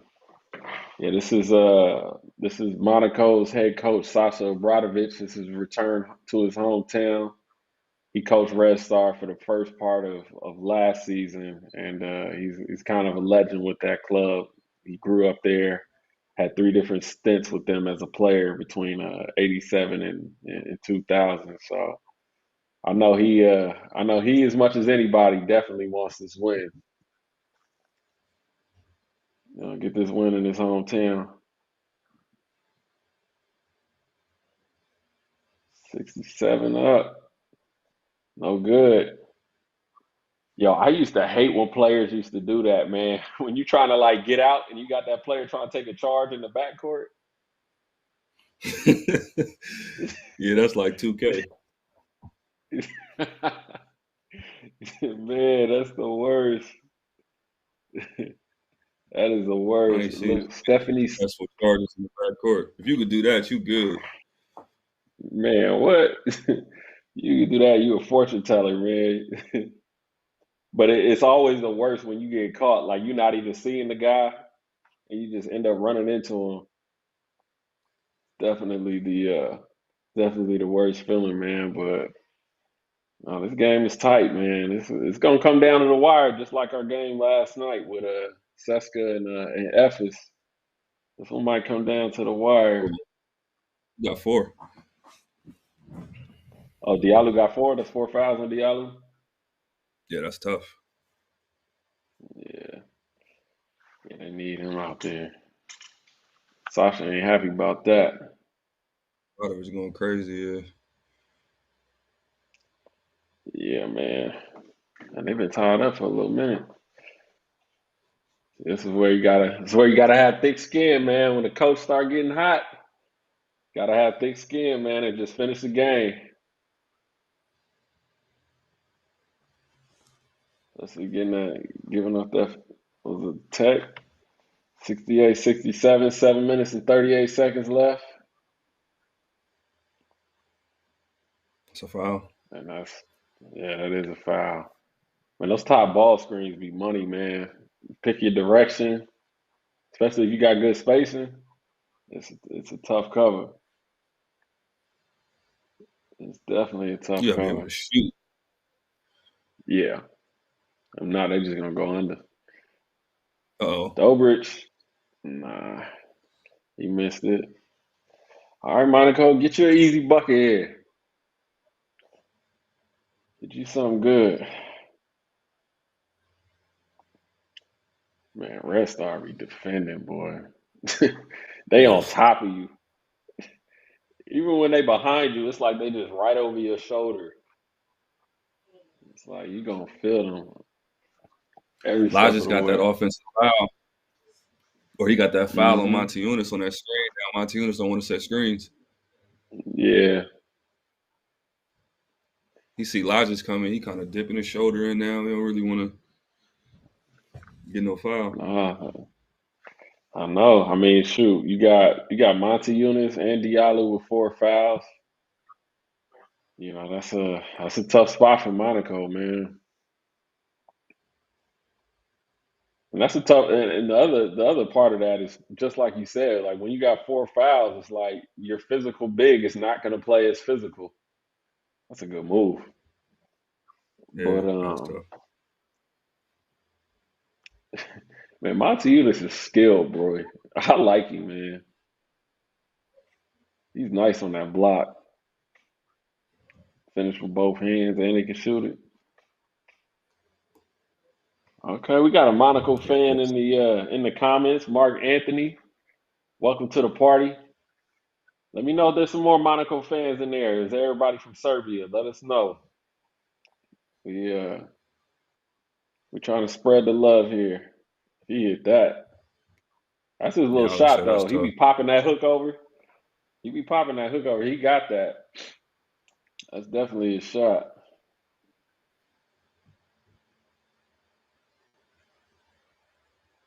Man, so as a guard, do you like when the bigs make contact and screen, or do you like the ones where they kind of brush and there you go. Don't get Mike started. Don't get Mike started. He just hit a 3, 68. See how he went Seven. the short time he slipped and went under. Yep. That's all it took. Now Monaco back on top 70-68. But That'll cost you. nah, for sure, man. You definitely gotta stick to the game plan by any means necessary. But yeah, I was gonna ask, like, when your bigs are screening, do you like them to kind of brush and get out quick, or you like them to really like make contact and then roll? Which one do you prefer? I think it depends on how his man playing. Okay. I think if his man is sitting, then you could probably hold the screen for a little longer. But if his man is playing high, he can't sit there and hold the screen. So Yeah, he gotta get out. That's right. yeah, to make it no, make it easier for him to slip out. So it's dependent on how they play. Yeah, I always felt though with like some bigs, whether they do one or the other, a lot of times they're not reading, they're just doing whatever's a habit. You know what I'm saying? Yeah, It's like, yeah. in certain situations, you may want them to do one thing or the other, but their habit is to just brush and go. You know what I mean? And you really need them to think, like yeah, hold it. that right there, what you're saying is like having a big man that has that type of IQ anyway. That's underrated. A lot of bigs don't know when to flip a screen, when to change the angle. I think when you come across those bigs that do that type of stuff, it's like, I think it's underrated. Like Richard Hendricks is like that. He kind of thinks the game. So if he sees somebody down on the screen, he's not going to stand behind the screen. He's going to run right to where you can dribble towards the baseline and not go middle. Mm-hmm.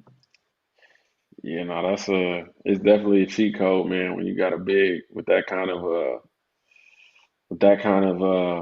intelligence, IQ. Yeah. That's a good move. He missed it, but I liked it. He missed it, but I liked it. And Monaco got all the juice right now. Get off of it. To Eunice, Trey ball. Tracy's in the building. 5-point game. Monaco's up 68-73. We got 5:38 left. Man, that's a perfect Doverage. Doverage right back. Doverage is tough, man. Where's Walters at? Walters? Yeah, where is he? But I like that pick and roll action with James and Monty Eunice, especially if they're gonna stay out there high on him like that. That's definitely you gotta a add good some look type for them. of help, though. Oh, you missed everything. They fouled him. They fouled him on that one. He ain't like that. What they call it? See this replay here. That's bad. Yeah. Oh no, well he pushed Yeah. All right. Well, you got 3 free throws, so we got 3 free throws coming from Monty Eunice. 71-73 with exactly 5 minutes left to go in this fourth quarter. Monaco is up 2 points, 73-71. Mark Anthony in the comments. What's good, y'all? Marcus Williams from UConn. Is this Marcus Williams from UConn? If so, you was definitely nice, bro.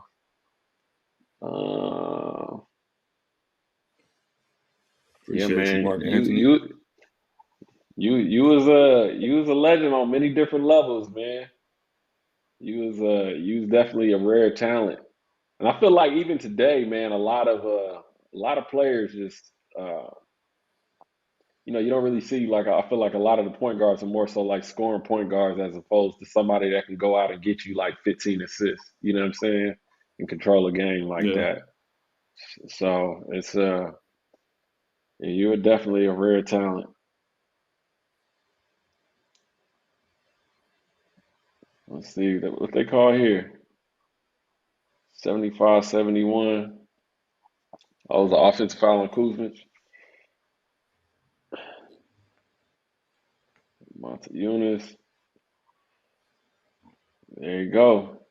That down screen, hey, as a guard, that down screen dribble handoff action is so tough to guard. Yeah, because you don't ran know that from Mike into a ball screen, like you know if you should go under this one. Tag. You don't want to trail and be completely behind the play. Yeah, that's no, tough. that's a tough action. 71-77, 4.5 minutes left.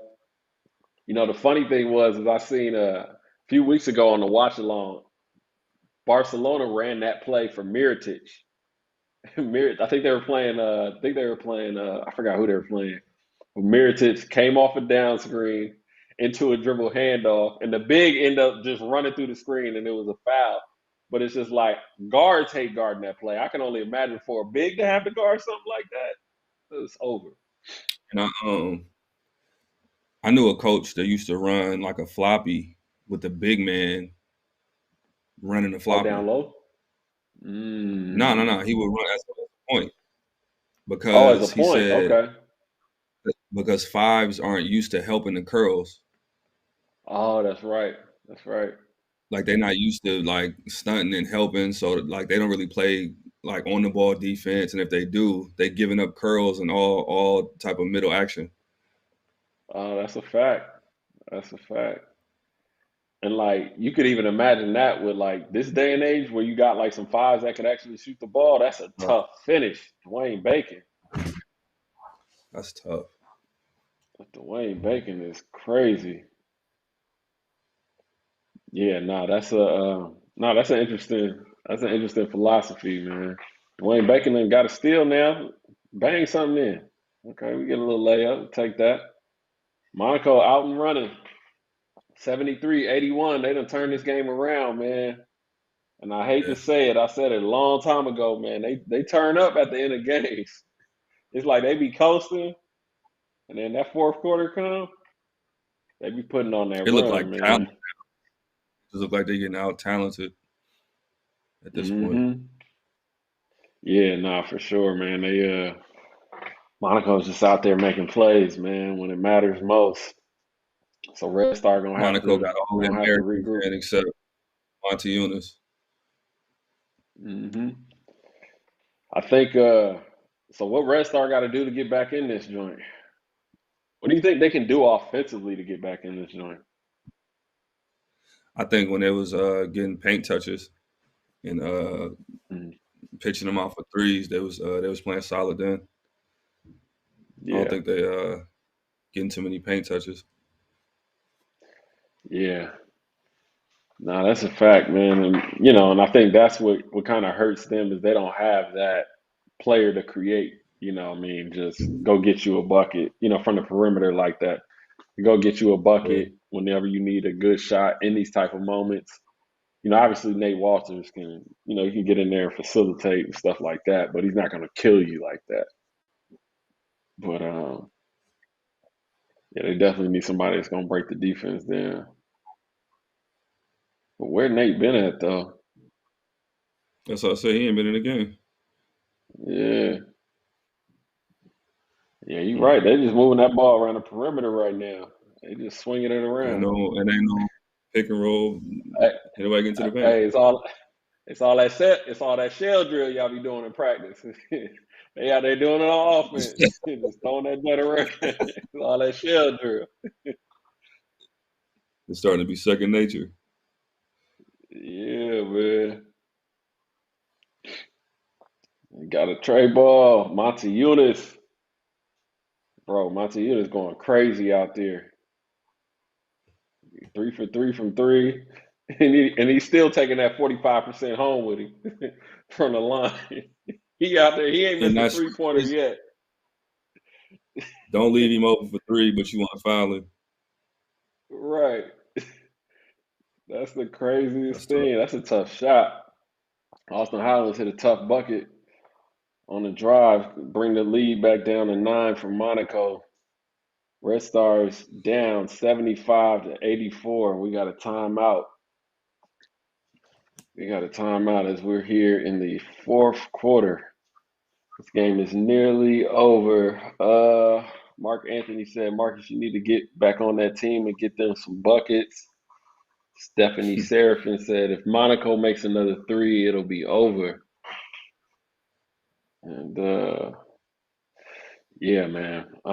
Everybody back home, please leave your comments and questions. If you guys are just now joining us, you can head back to EuroLeague's YouTube channel when this is over and watch this whole episode on demand. And if you want to watch the game, please head over to EuroLeague.tv and sign up for EuroLeague TV.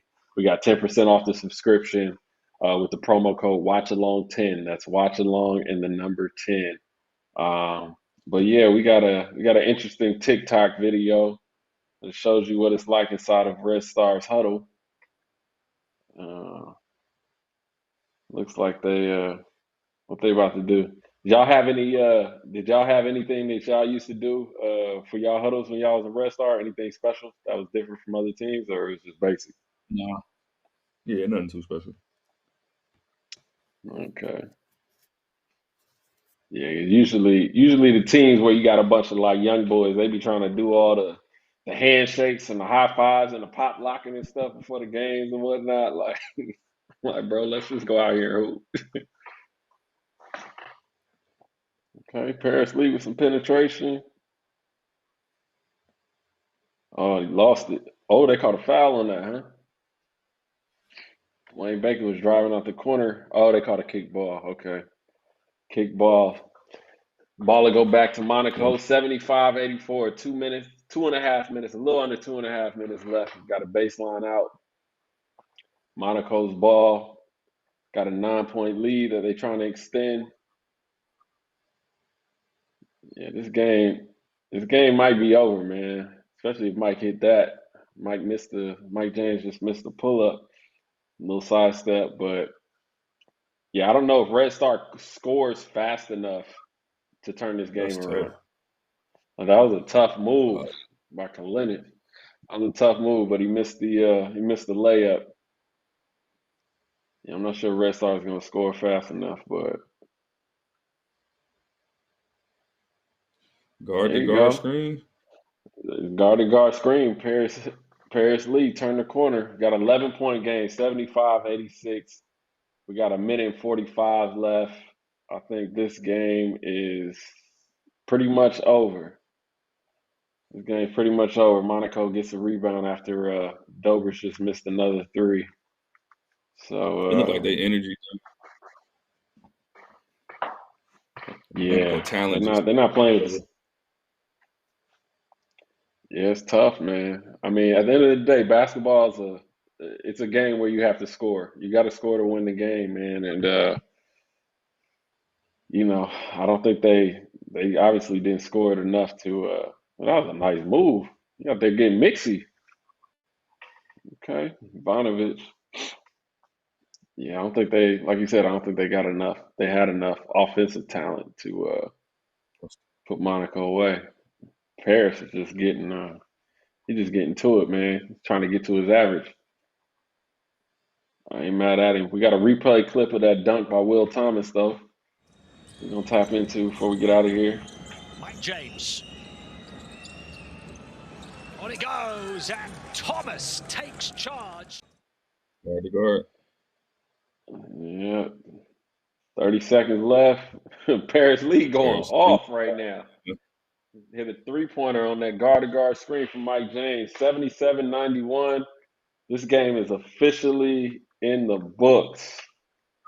We got 20 seconds left. Red Star's just going to they hit a three-pointer right now. So now we at 80-91. 16 seconds left.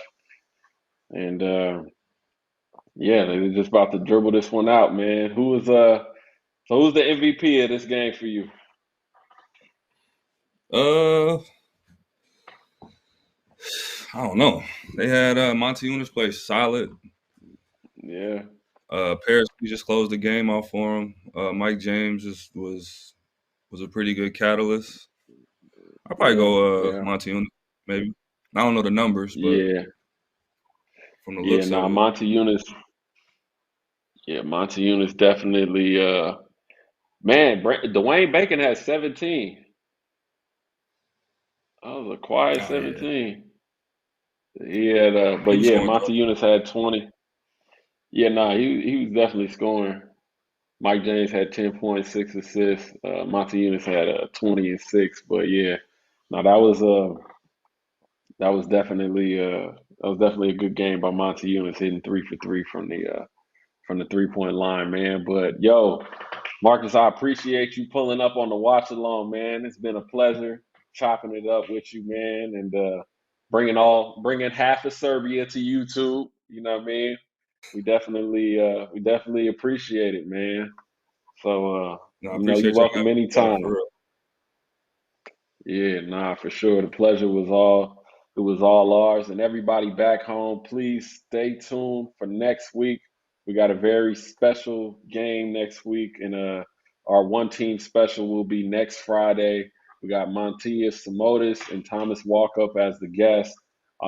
As always, please go like and subscribe on EuroLeague's YouTube channel. If you want to watch this episode again, you can catch it on demand at the same place on YouTube. But until next time, I hope you all stay safe. Enjoy your weekend, and we're out.